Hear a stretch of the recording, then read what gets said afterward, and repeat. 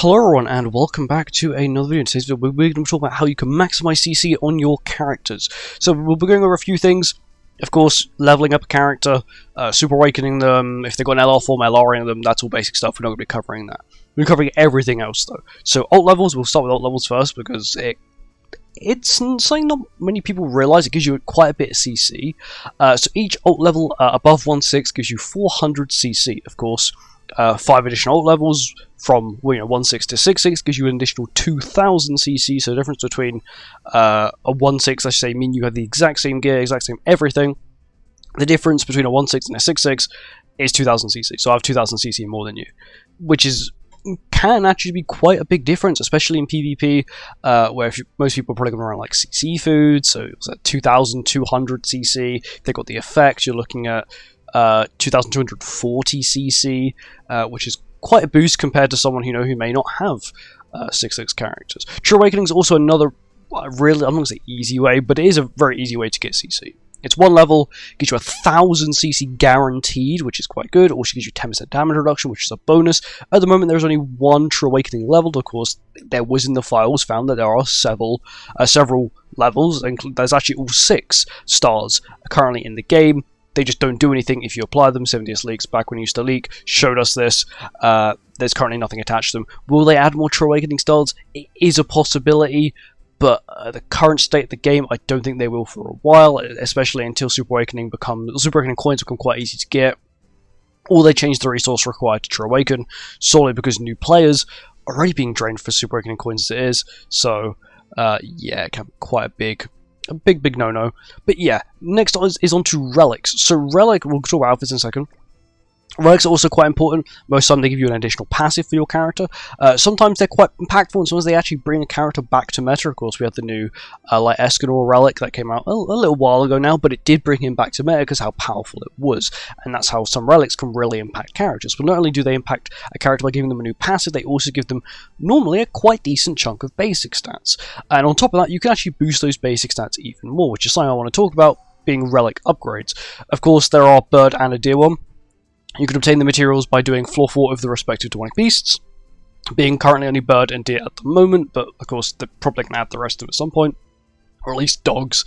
I reckon we could see dogs maybe end of this year, start of next year, and hopefully at that point they'll nerf deer. But they give you a decent chunk of CC. Of course you can't see what bird gives you at the moment, because of course I've actually got the bird upgrade on this Millen Relic, but the deer upgrade, as you can see, gives you 500 defense, 800 attack, and 100 health. That will be the same for every character. It doesn't matter what character it is. It could be a SR character with a relic, or once again like Millum, who's an LR character with a relic. It's the same stats. You get the same stats boost from every single time, which means some characters who, let's just say, are defense based. Let's use Nelfme and Raftalia for example, as they both have relics as well, and they are defense based, will benefit a lot more from the deer upgrade than they will the bird upgrade, because the bird upgrade doesn't really give you much defense. It's more HP and attack based. I believe it's about 1000 HP, and I want to say about 80 or 90 attack, which is quite decent. This one also gives you 80 attack as well, which is quite good. Attack to CC ratio is about a 1-to-1, so it's pretty good. Defense, I believe, is 2-to-1, so for every 2 defense is 1 CC. And I believe health is about 3 or 4-to-1 ratio, so it's not the best, but it is still quite impactful for characters nonetheless, especially once again, we use the excuse of someone's running CC food, they're going to get more than you because they got that upgrade. When it comes to outfits, my recommendation was, if you can, just to level up the UR and, let's say, LR ones. If a character does have an LR one, those ones are the most worth it, solely because they are cheaper. You still get the same stats out of them. You could upgrade an SSR one to max, or even a rare one to max UR, and it'll give you the same as a base UR outfit that you've upgraded to max UR. LR is completely different. It does give you slightly more stats, but only 30 additional than the lower counterpart. Weapons are the same.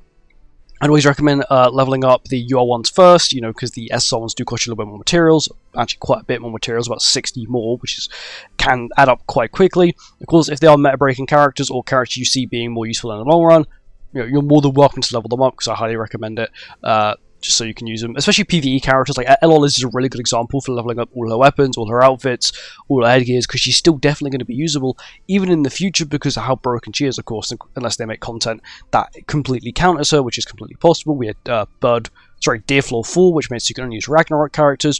You've got other ones that may have increased damage to goddesses, or playing a skill that increases your ult gauge, but through like a passive or a skill, can give the boss a stat buff. We had another piece of content that did that as well.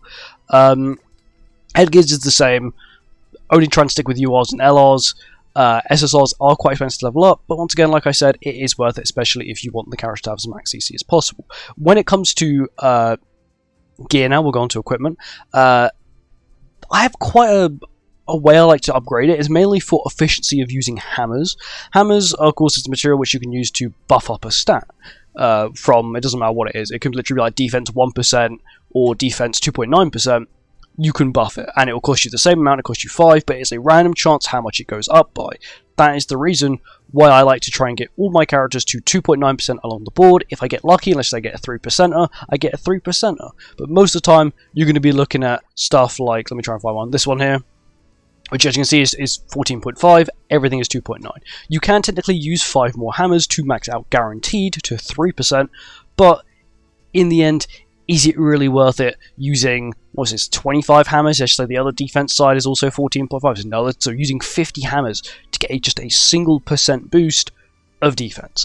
I don't think it's personally worth it. You could say, well, it's the same of getting 2.7 to 2.8. You know, is it really worth it? But there's a chance that you go from, instead of going from, let's just say, 2.8 to 2.9, there's a chance you actually go from 2.8 to 3%, which as you can see here on some of these pieces of gear did happen. When I was rolling the gear to try and go for, let's say, 2.9% on all the pieces, I got lucky and it rolled to 3%. Of course, you can go above to, you want to max out perfect gear to 3%. You can, but personally, it's a waste of material. I don't think it's really worth it. But it is a good way to boost CC even more. Once again, you can see even here, the top rolls up here. I like to roll about 510 on this piece here, so the bracelet.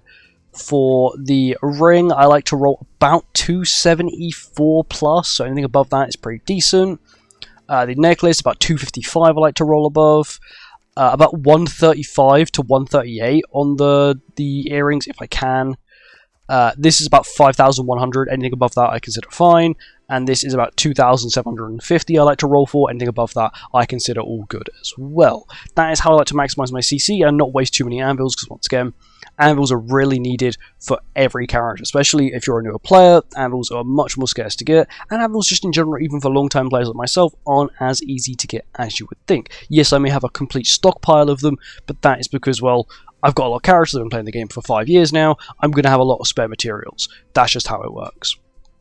But yeah, make sure when you are, leveling up your characters, you know how to increase the CC. You're looking at relics. You're looking at upgrading their relics. You're looking at True Awakening. You're looking at maximizing their gear, but not also wasting too many materials, because you have to level up other characters as well. Because if you put all your resources, let's say you put all your eggs in one basket, at some point when that character is not needed, you've wasted all those materials. Of course, every character is going to at some point become useless, but whilst they're useful, and whilst many other characters are useful, you don't want to waste all your resources onto a single character. That is a mistake that I've made many a times, for the character to become basically obsolete, useless, not really needed, and then, I haven't got the materials to level up the next character's gear to 14.5% the whole way down, That's it. All I want to talk about is how I maximize my gear, how I level up my characters, and yeah, hope this video helps you guys, and I'll see you guys in the next one.